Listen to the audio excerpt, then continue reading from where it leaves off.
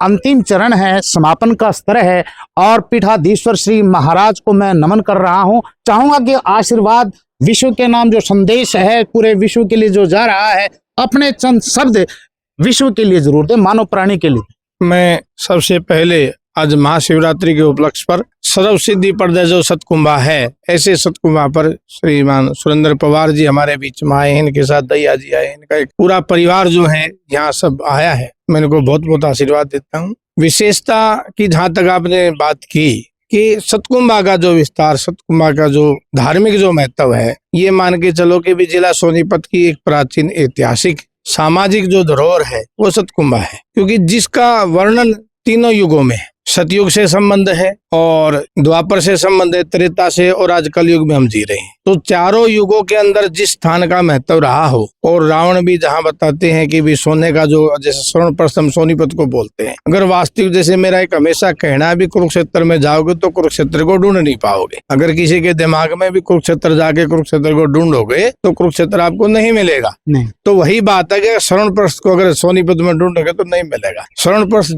पूरा कब होता है? स्वर्ण प्रस्थ पूरा जब होता है जब आप सतकुंभा पर आएंगे, क्योंकि ये जो क्षेत्र है, जो राजा मानदाता की नगरी रही, कितने चकवा बहन जो राजाओं ने राज यहाँ किया, वो राजधानी का क्षेत्र ही तो यही है। वो ठीक है, भौगोलिक दृष्टि से हमने जो अपने आप को विकसित कर लिया, परंतु अगर स्वर्णप्रस्थ की बात करते हैं और सतकुंभा की बात करते हैं, वो यही क्षेत्र है। इसलिए जो भी सामाजिक उत्थान के हिसाब से और विशेष रूप से सोनीपत के जनमानस को अपने सतकुंभा की धरती को नमन करना चाहिए समय समय पर आकर के। जैसे अभी एक राखी गढ़ी है जी, राखी गढ़ी भारत सरकार ने जो है उसका पुनर्जीर्णोद्धार किया है, और उसके अंदर से एक हड़प्पा की जो संस्कृति जो उसको ढूंढा गया है। और लेकिन जब हम उस ऐतिहासिक पन्नों को अगर खंगालते हैं तो तीन चीजें हमारे रिकॉर्ड में मिलती है। सतकुंभा मिलता है, और रोहतक के अंदर रोहतास नगर जो हरिश्चंद्र से जुड़ा हुआ था, रोहतास नगर रोहतक जी, एक वो मिलता है, सतकुंभा मिले, और राखी गढ़ी, और ये सब उसके अंदर शामिल है। तो हम और धीरे धीरे वो जो खोज के जो बिंदु हैं, कितनी मूर्तियां जो है आपकी कुरुक्षेत्र यूनिवर्सिटी के स्मारक में लगी हैं। आपने आपका म्यूजियम देखा, सोनीपत में म्यूजियम बना है आपका, तो वहाँ भी पूरी एक सतकुंभा की गैलरी है, जहाँ से हमने बहुत सारा सामान जो वहाँ दिया है। ये पत्थर आपका पीछे पड़ा हुआ देखो,